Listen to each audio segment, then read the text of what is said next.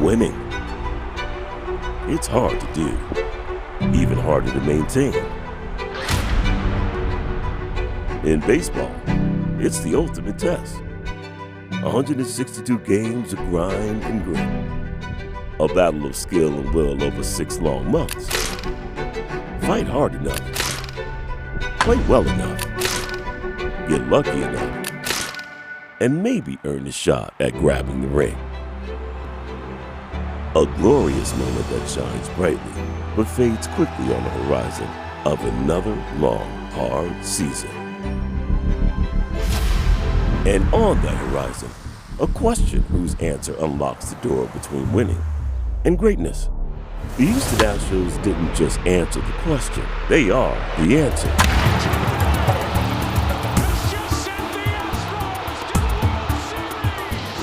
Seven times in 7 seasons, they clawed their way through that door and into the rarefied air that only the elite can breathe.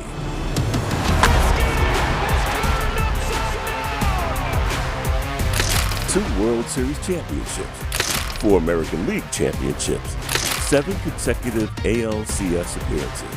The Houston Astros don't just hope they can win.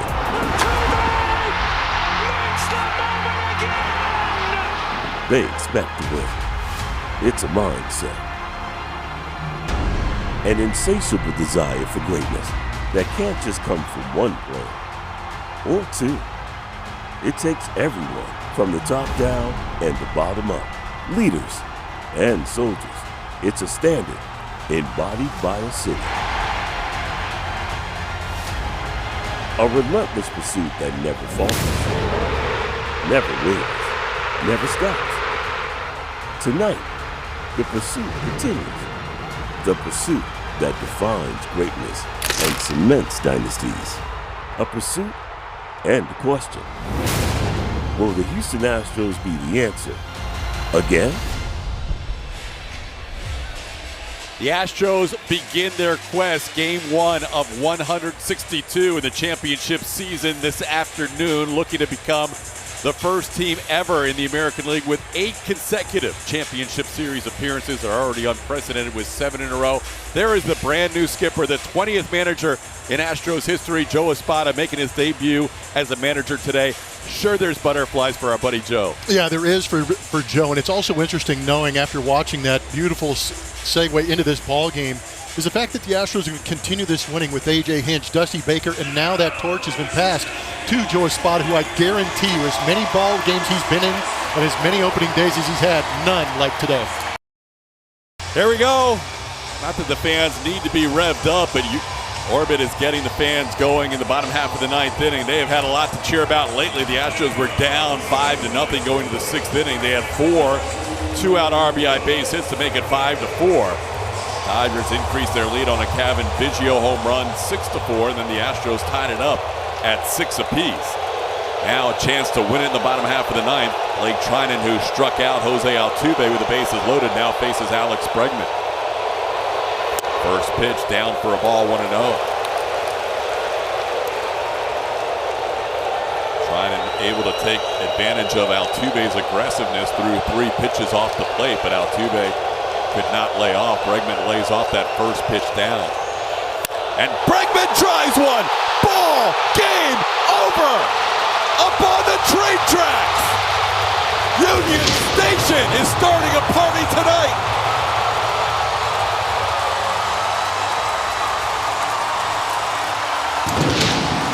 What a game. What a win. Mayhem at Minute Maid, capped by Breggy.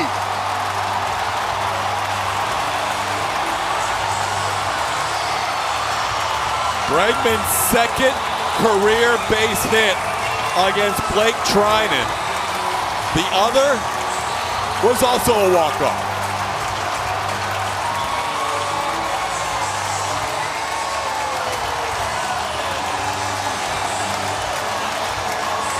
How about Alex Bregman? This is a great at-bat. Laid off the slider, forced Trinan to throw him a strike. They tried to bust him in. Trinan's got a great sinker. This one flattened out, stayed up. Bregman barreled. The man loves the moment. The man loves hitting here at Minute Maid. And that's his house. Only his second career hit against Trinan. The other one led to a walk-off. It was not a walk-off itself, but it doesn't matter. Bregman's the hero, and Julia's down with him. Julia. Alex Bregman, the hero right here. Wow, take us through just the at-bat, the moment, the feeling as you cross the plate right here. Just pure excitement just to get the team a win. Hard-fought game. They got a great ball club over there. We battled back and fortunate to come out on top. 2 balls coming out right in this area here. They come out and then they separate. One goes that way and one goes that way. How do you cover that when you're looking in there? You can't cover it. So you're just praying. You're hitting off the fastball. You are. You're hitting off a fastball, and what you're seeing is you're not sure. And that's why he's had so much success. And that's success. why it's so much success. And that's the same thing that Christian's doing. Same arm speed, same slot. This guy didn't throw a changeup before. Yeah, it's like 9% of the time. Yeah, he threw it. I used to see him in spring training. He would throw it. And then, no, never mind. Blanco the same way. He had one. He threw a lot of sliders.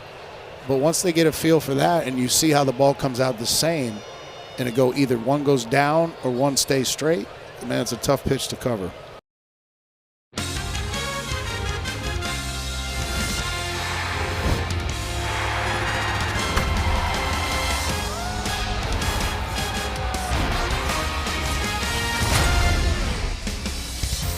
It is a Saturday night as we welcome you to downtown Houston, Texas. Tonight, the Astros continue their 4-game series against the Royals. Astros 2-0 so far with some dramatic wins in this series. In the process, the Astros still with 2 games to go to wrap up this gauntlet in the schedule. They are still 4 games ahead of the Seattle Mariners in the American League West. The Rangers are close to being on the precipice of being off the cliff in the AOS. Look where we are tonight. We're fans in the stands. We're in the Crawford boxes. We have our gloves. We're ready to go. One of my favorite nights of the year. It is. We have a plush spot behind home plate, but this might be a better view. And I love being out here in the action because you feel this close to the field, something good's going to happen.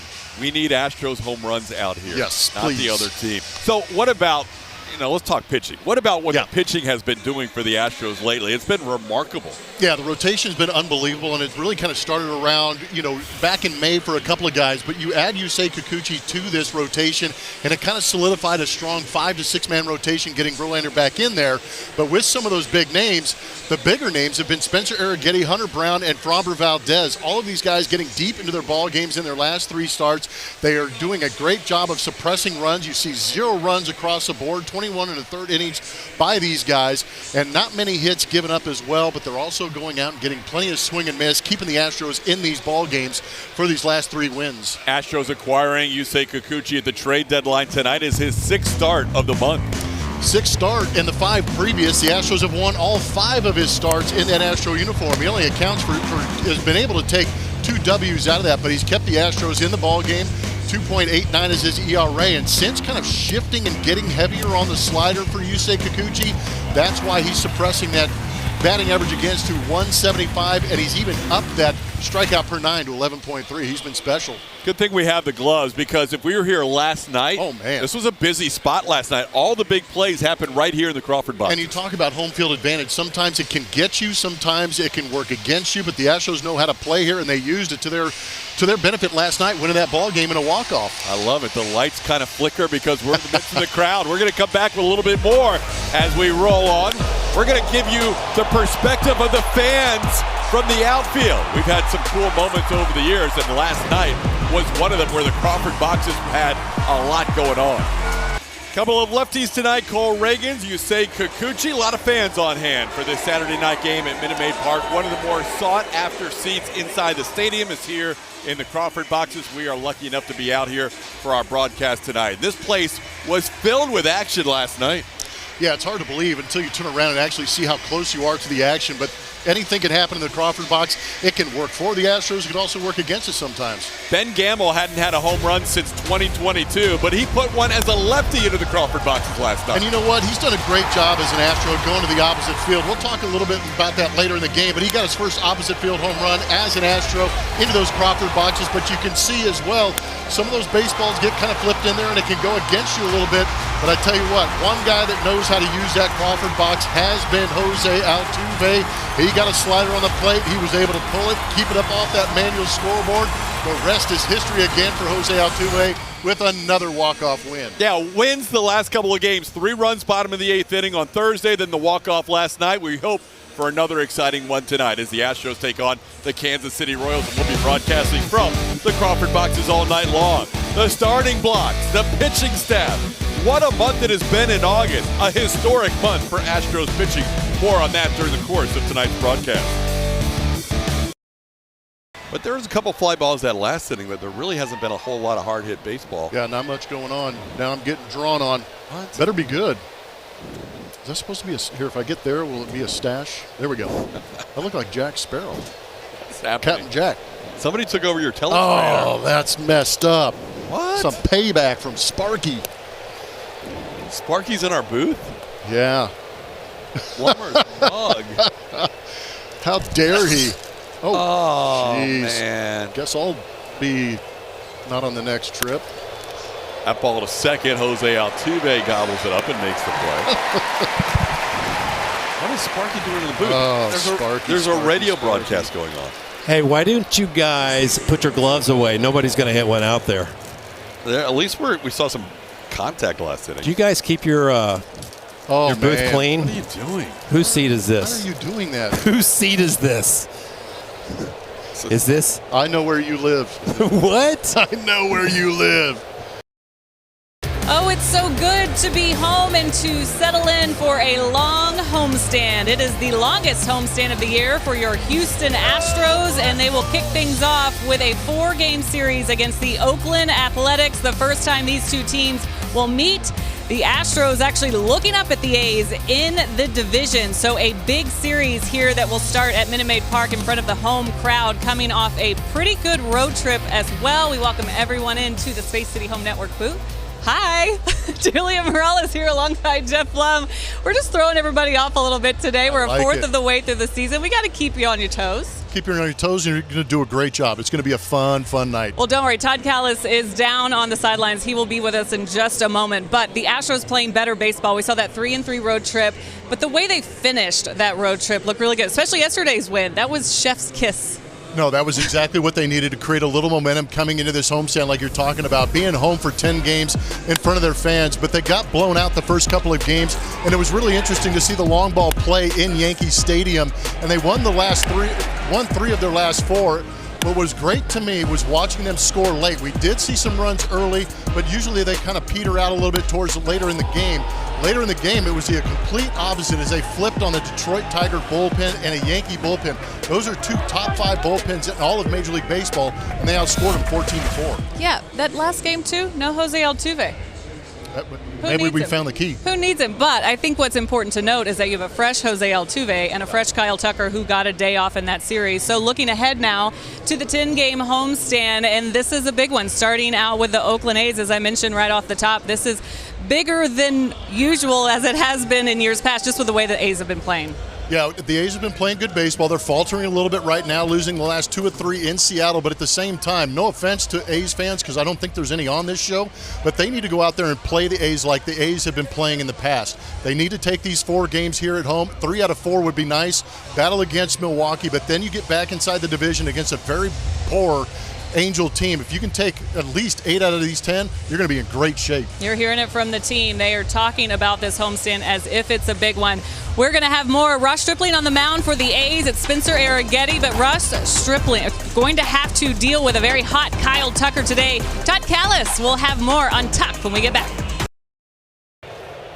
I'm still updating my scorecard, Plummer. Bregman drives this one, and you can say bye to that baseball, y'all!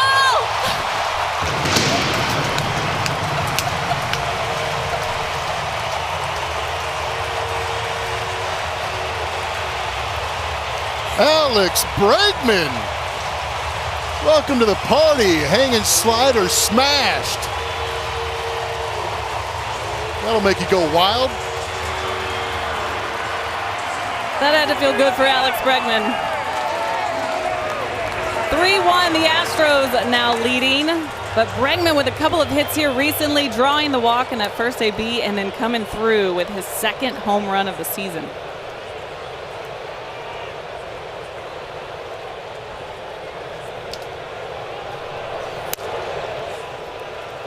Nice work. That was kind of good. How long you been waiting to scream that? Yainer Diaz drives one to right. Lawrence Butler will make the catch. Nice little hanging slider at the top of the zone for Alex.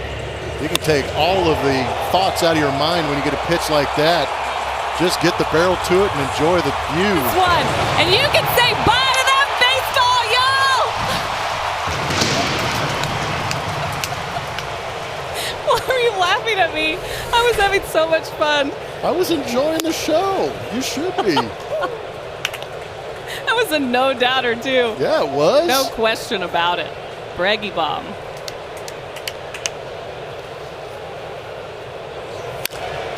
Victor Caratini pops one way up. Left fielder's going to make the play for the final out of the inning. But Alex Bregman gets into one. The Astros with a 3-1 lead. Breggy bomb number 2 on the season. Get him going. Slider has been what we know it can be, but it's really been the changeup that has changed things today for Ronel Blanco against this Blue Jay ball club. Kevin Biggio bats for the third time. Ground ball, backhanded by Abreu. He'll flip to Blanco, out at first base. Jose Abreu saves the day. 1 out away for history for Ronel.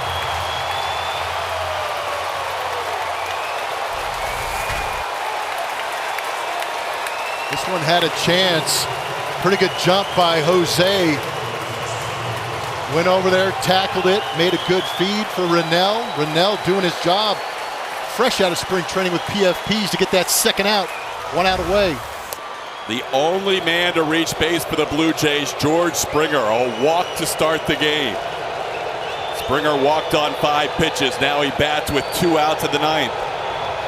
Ronel has never gone more than 6 innings in any career outing before tonight. He is sitting at 8 2/3 right now with only 1 walk and 7 strikeouts on his ledger.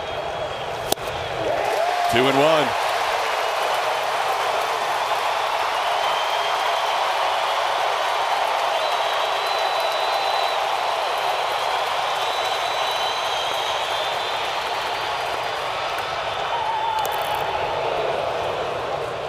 Got to have so much adrenaline flowing. Signed out of the Dominican at age 22. Now at age 30, getting a chance to make history.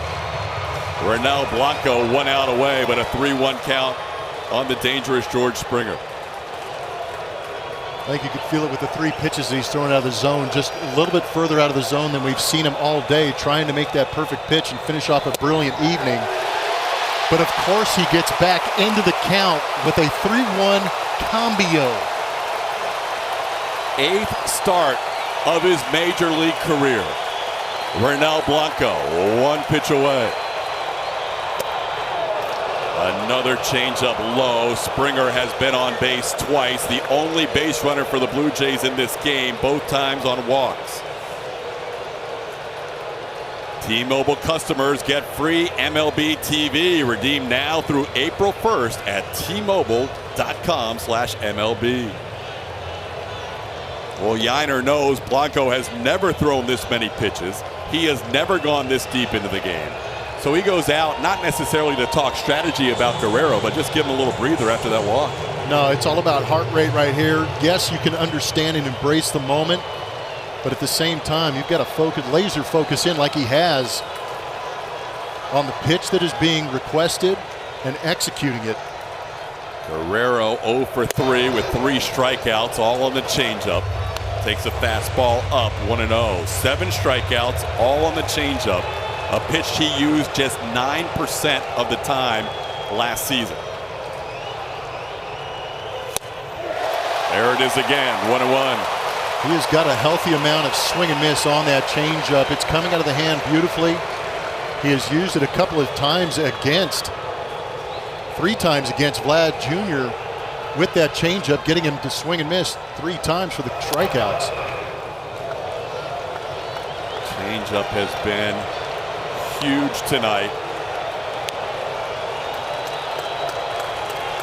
13 of his 26 outs have been on the changeup. 2-1 now to Vlad. Again, Blanco 1 pitch away. This crowd of 27,285 looking to see some history tonight.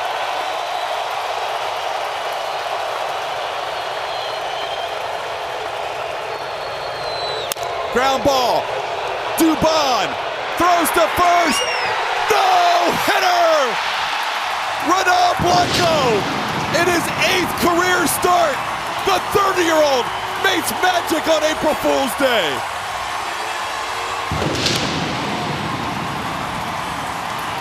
Congratulations to Ronel Blanco.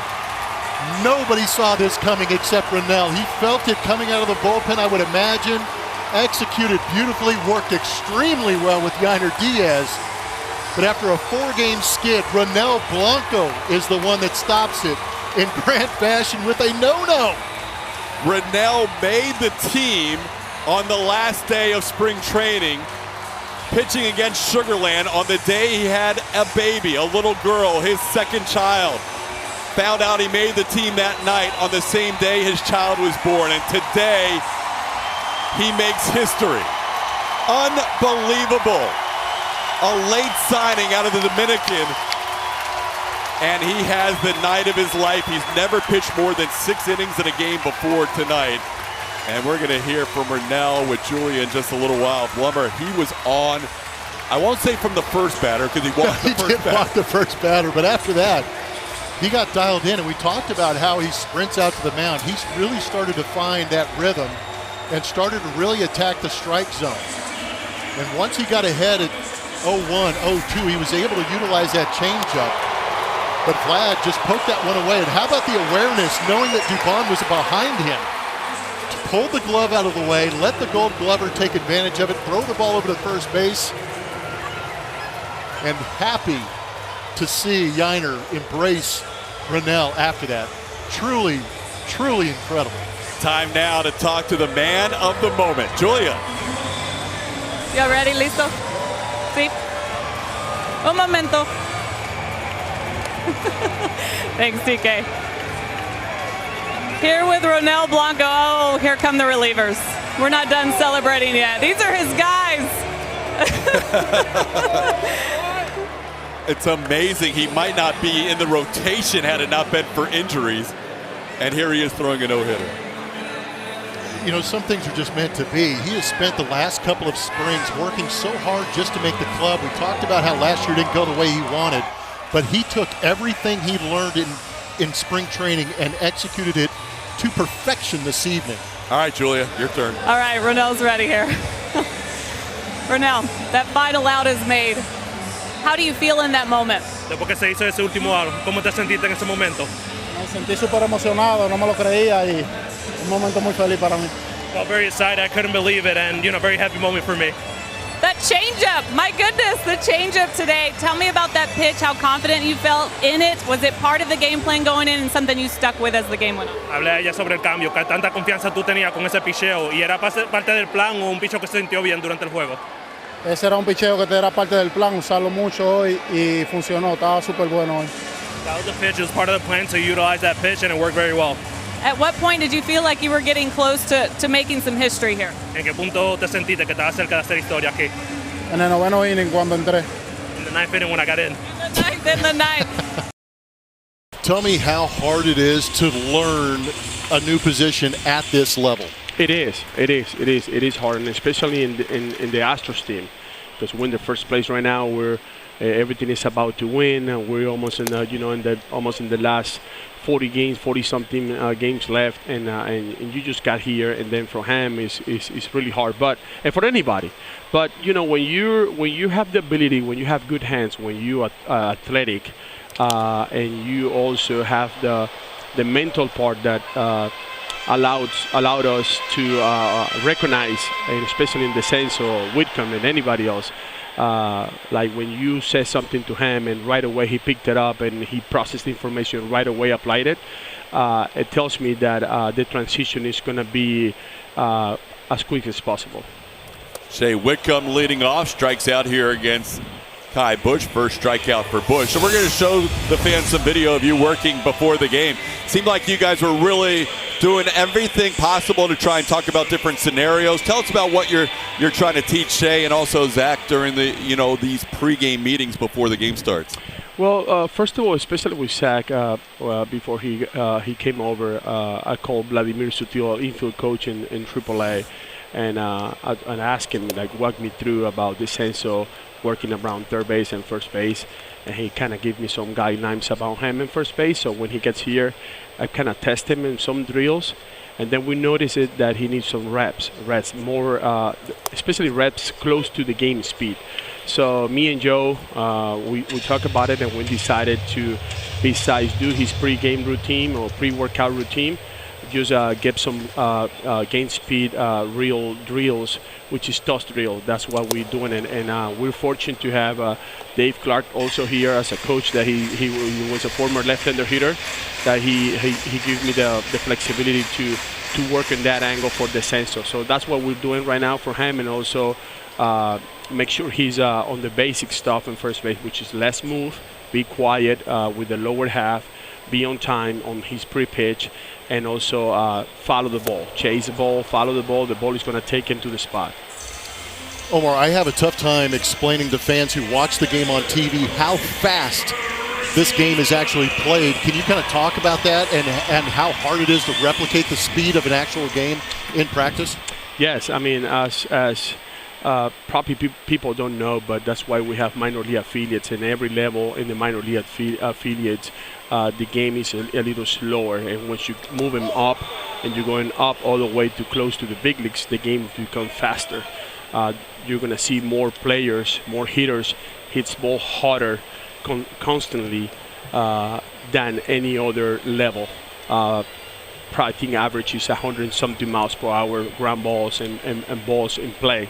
So that's why these guys need to be quiet and understand how fast the game it is, and understand that the faster it is, the slower that you got to be with your pace.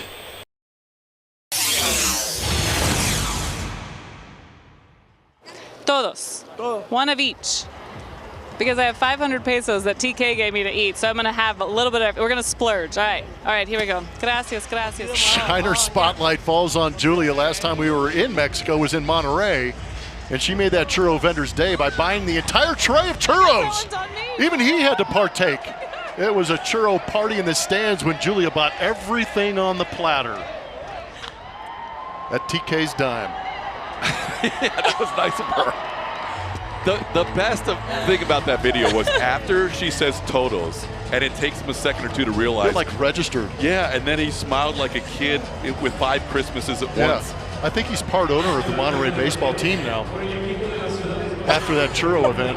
So lesson learned, don't let Julia borrow 500 pesos. Yep, churros on TK. Singleton goes down on strikes as a pinch hitter. Boozer picks up his 3rd consecutive strikeout, 1 away in the 8th. StatCast 3D powered by Google Cloud, showing you a couple of home runs from Alex Bregman. This one from last night. Bat speed launching with 29, 105.3 off the bat to go to center field. And today coming through at 27 degrees and 106.4 to create that perfect launch angle and blast one over the green monster. A couple of long bombs from Alex in this series. As locked in right now as we have seen him all year. At the wall, and that ball is off the wall. Coming around third, and that's a game winner. 162 games is a long, hard grind that invariably has its ups and downs. And there's a walk-off! Victor Caratini, the star of the game! Slumps and setbacks, injuries and attrition. I don't think he can go. No, he just shook his head. Yeah, he tried to give it a little trot. No. An endless climb towards a distant goal that can only be reached a single step at a time. For the past 7 years, no team has fought harder, climbed higher, and reached that goal more than the Houston Astros. Some of those years, they've made that steep climb look easy. This game is turned upside down! In others, it looked nearly insurmountable. A lot of people were wondering what it was going to be like if the Astros didn't win the division. I guess we'll never know. 2024 has been that kind of year where the game has taken its toll, and every single obstacle imaginable seemed to stand in their way. Altuve showing where it hit his foot, and now he's ejected. Oh man, that's amazing. In this year, like no other, the Astros had to dig deeper, fight harder, Got him! Hunter Brown fired up! and climb their way out of the darkness and into the light one step at a time. What a catch by Jake! He's done it again! And once again, they've shown the skill and will that champions are made of. No hitter! Now, 162 games are down to 6. 6 games left to earn a championship, continue the golden age, and take another shot at baseball's ultimate prize. Can the Houston Astros will their way to a 7th division title? Time to take that next step, starting now. Here we go. It's all on the table tonight at Minute Maid Park as the Astros are 1 win away from a division title in 2024. Time now for Stats with Lowe's. Josh Hader trotting in from the Astros bullpen. Was with the Padres from the trade deadline of 2022. All season last year. One thing the Padres fans never saw last year was Hader pitching the 8th inning. And he pitched extremely well here, according to those numbers, 2.61 ERA, 80 games. But yeah, he was not a multi-inning save guy. Said he was kind of protecting himself a little bit. And he's also said openly that he got a commitment from the Houston Astros, so his commitment is to do what is asked of him, even if it means going out there for multiple innings to pick up those saves. He's going to start this at bat with a 1-0 count. I'm not sure if that pitch clock or a violation. I'm not sure what Brennan Miller decided to do right there. This is a huge spot to call a timer violation. I looked up and it looked like the clock was at 16 because it looked like Hader was getting ready to get to toe the rubber, just never engaged. And I don't think he ever, I'm not sure if he ever started the clock, to be honest.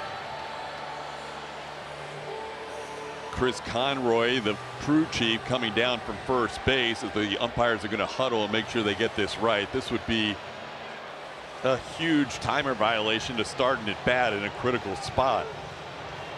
And they got to make sure they are exactly sure that the clock ran out. Hader stepped off the rubber. He felt like there was plenty of time remaining on the pitch timer. He didn't feel like that was even an issue. Even if he stepped off, then it's a disengagement. Yeah.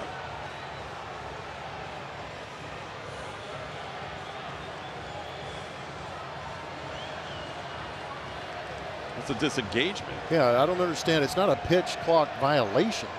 He stepped off. I'm sure Joe is just. There's a runner on. Yeah, so you're allowed to disengage. Yeah, that's what I felt the same way. Thank you for pointing that out. It's not just, he didn't just step off. I know there's a guy on base. This is a long discussion at home plate. It feels like it should be a step off disengagement, as if you were throwing to first. He just didn't throw the ball. And here's the explanation for Joe. He feels like seems like he's okay with it. Doing a rules check. I'm going to do a rules check. Oh boy, not these Maybe guys. They're just checking to see if you can disengage before you deliver a pitch, but of course you can because of there's a runner on base. Yeah, because you can take a step off, take a peek at that runner. There you see the clock running down. And I think Hader kind of realized that there was a runner on third base and said, I'm just going to step off and start this clock over again. Hader might as well keep warming up. There's no reason to stay get cooled down here after heating up coming into this game. He was not greeted very warmly here by the Padres fans. No, it was a pretty healthy and rousing set of boos coming down on the ballpark when Josh Hader was announced coming in. The scenario is this: the runner on third base, Fernando Tatis Jr., represents the tying run. Astros leading 3-2 in the bottom half of the 8th inning. Hader, being asked for a 4-out save, will face the leading candidate for National League Rookie of the Year, Jackson Merrill, here once we get this rule check situated back in New York. This crew is taking the life out of this game, man. This was a big moment with Hader coming in. How thick is the rule book? I don't know what they're looking at. I wish they would have explained what they're looking at. Yeah, I think we need to get better explanations. All right, we should have Let's something go. settled. Come on. Yeah, they went from booing Hader to booing the guys on the headsets now. Killing my vibe down here, bro.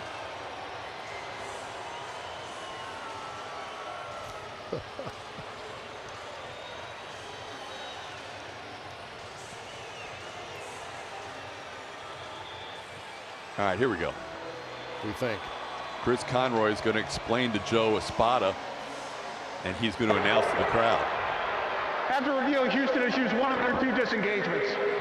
I mean, we took 3 no minutes to figure that out. Send it up to the booth next time. TK O'Donnell will make the call. Now Mike Schilt wants to talk to Conroy.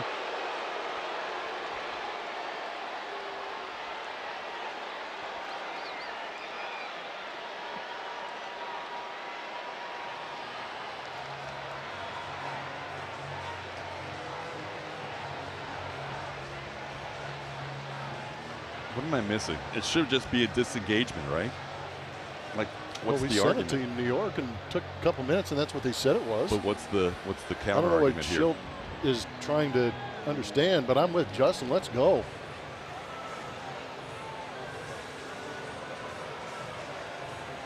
Oh, there's some good news. Ahead to the 8th in Seattle. All right, we're ready to go. There we go. Runner on third, 2 outs. Jackson Merrill against Josh Hader. Oh, we get to play baseball.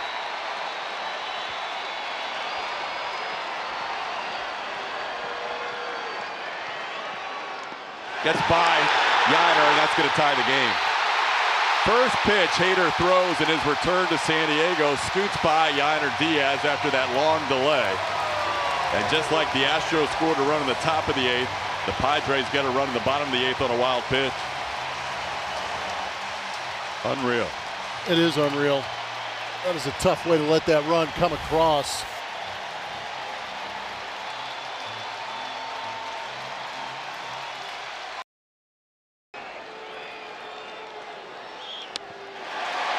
This is 99, it's 1-1.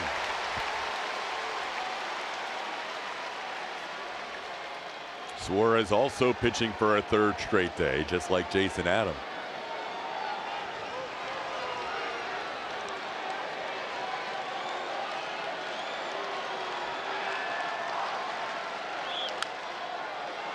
That hits Altuve's foot. They're going to say fair ball. Brendan Miller's going to say that ball didn't hit Altuve, and that's going to be the final out of the inning. Brendan Miller is not ingratiating himself to Astros players, coaches, or manager. You got to ask for help. You got to check with other umpires to see if it did hit Altuve. Altuve needs to be pulled out of the situation. They need to keep him in this game. They're going to say that's a fair ball, and it did not hit Altuve in the end of the inning. Josh Hader taking the mound here for the bottom half of the 9th inning. Altuve showing where it hit his foot. And now he's ejected. Oh, man, that's amazing.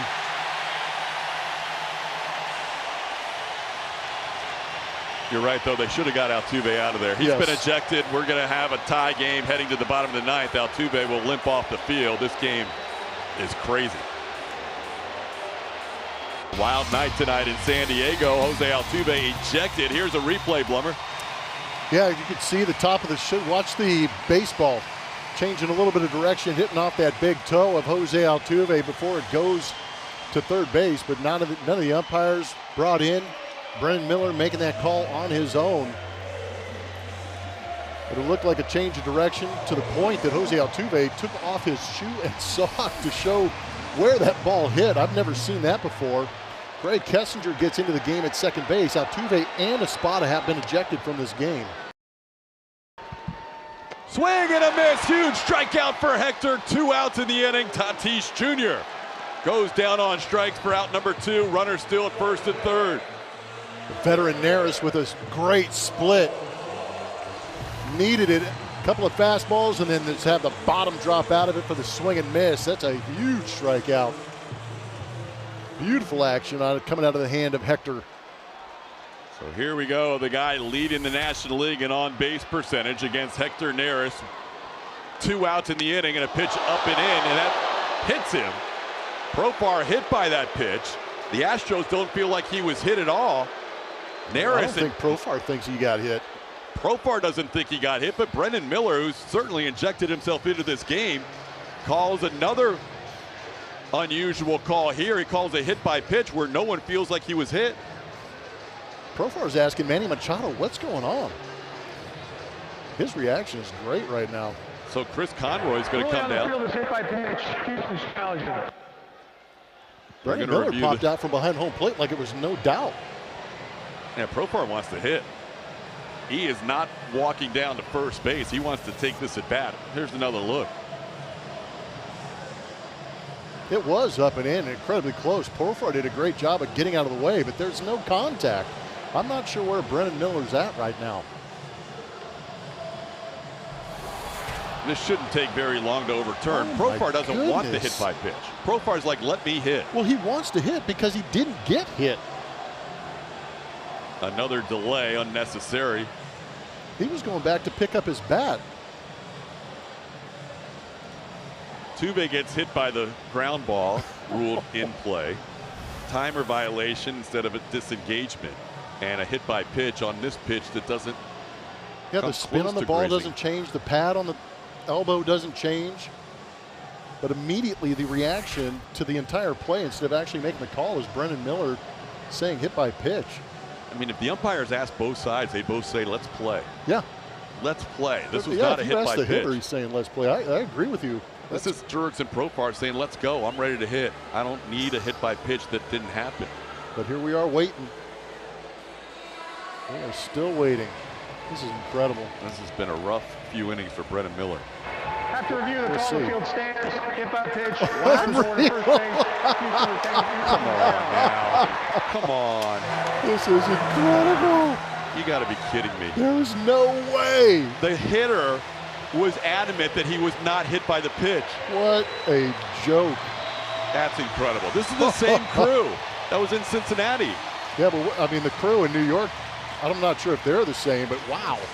How do you not overturn that? He's shaking his head saying it didn't hit me. All right. Well, the RBI leader for the Padres, Manny Machado, will bat here. This has been the craziest game that I can remember in a long time. Stunned reaction when they did not overturn that. Neris versus Machado. Manny is 0 for 3 with a walk in his career against Neris. Bats with the bases loaded and 2 outs. The winning run pushed up to second base with that phantom hit by pitch.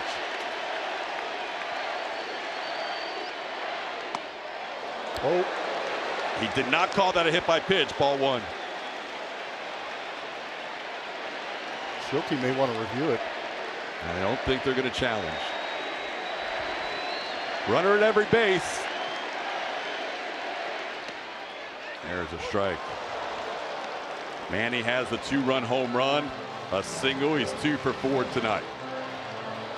Nobody has had more RBIs since August 1st than Machado. 69 in his last 73, going back even further. Ground ball foul. Astros within a strike.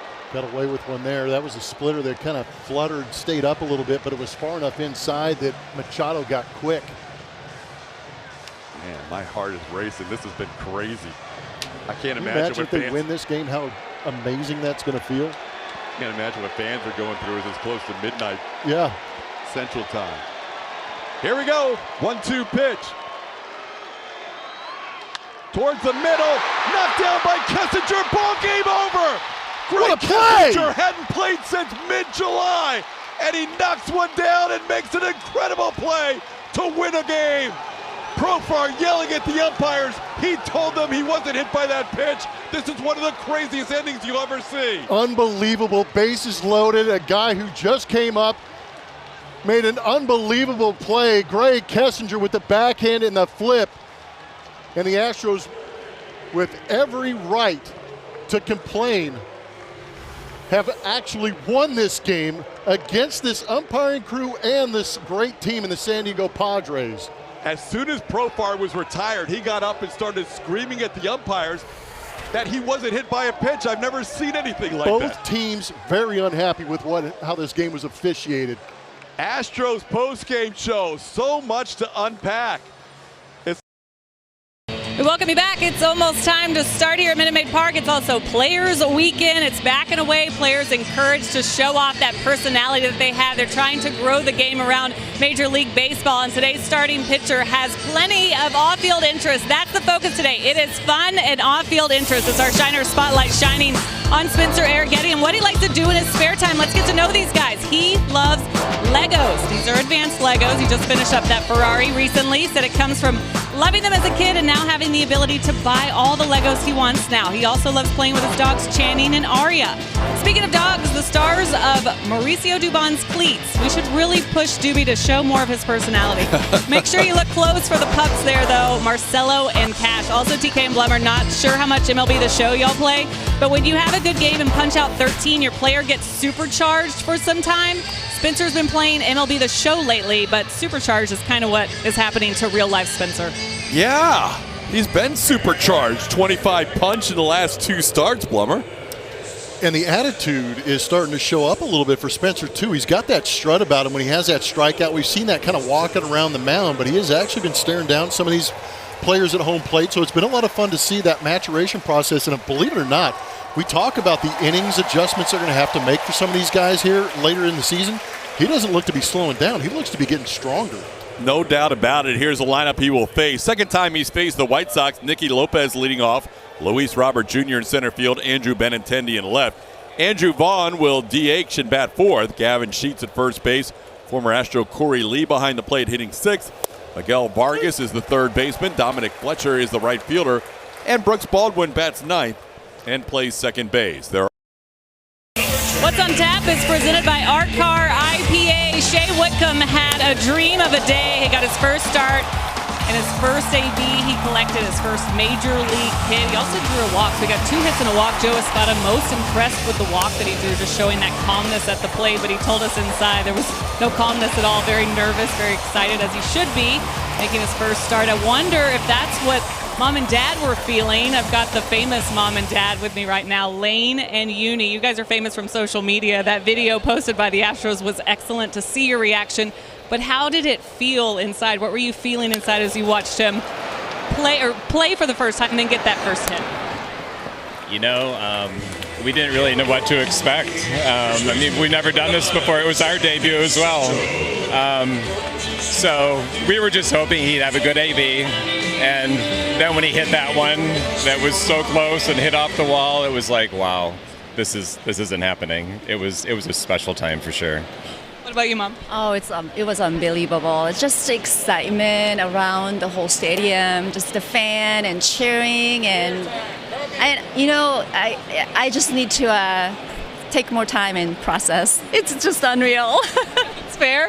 I know you were videotaping yesterday. Did you go back and watch that video a million times?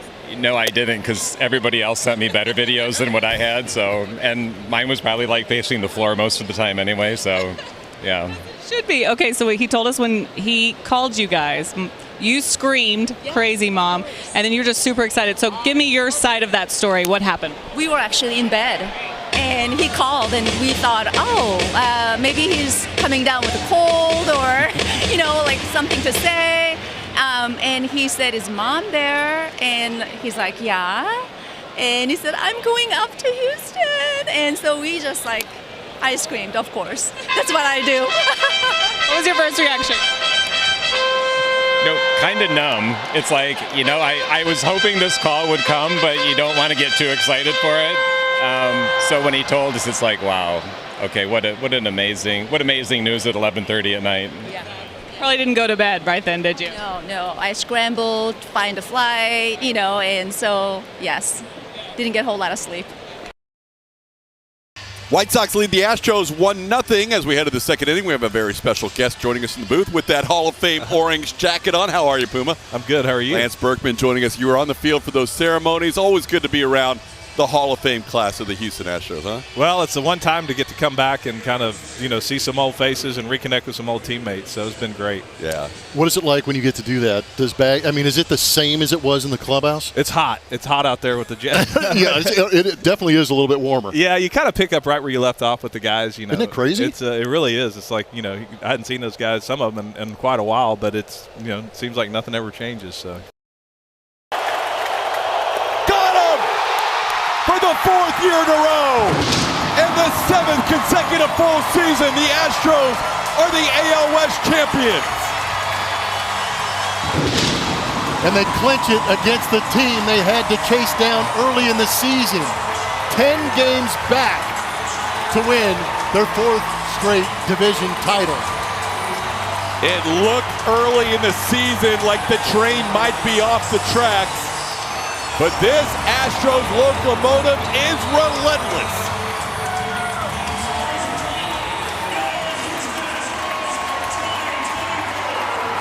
I still get goosebumps. I don't know how you feel about it, but I know I'm pretty fired up to see these guys do it again. Happy for that guy right there, Joe Espada, taking over the reins of this team and somehow being patient enough to let these guys figure it out and go out there and win this title. The Astros know they're going to be the 3 seed. There's no other place they can end up in the playoff picture. They can go ahead and give guys some much-needed breathers now. That was a huge win to get it done tonight. And that might have been the incentive, TK, for Joe Espada to implore these guys to go out and beat the Mariners, saying, if you beat these guys, I'll give you some time off, and much-needed time off, because he rode every one of those position players to get back into this race and take the lead. And then you have that pitching staff who was riding a razor-thin wire to stay healthy to get them to this point. How about the drama of Logan Gilbert, 37-0 when he starts and his team scores 3 runs for him in his career, had never lost before tonight. What I say earlier, I said just break it. And they went out and did it. Took a Jason Hayward 2-run bomb to put him ahead. Julia. Hey, I've got Jose Altuve here. 10 years, in 100 years. We also got Doobie, but Jose, what a year for you guys. At one point, you're 10 games back. Here you are on top once again. How did y'all do it?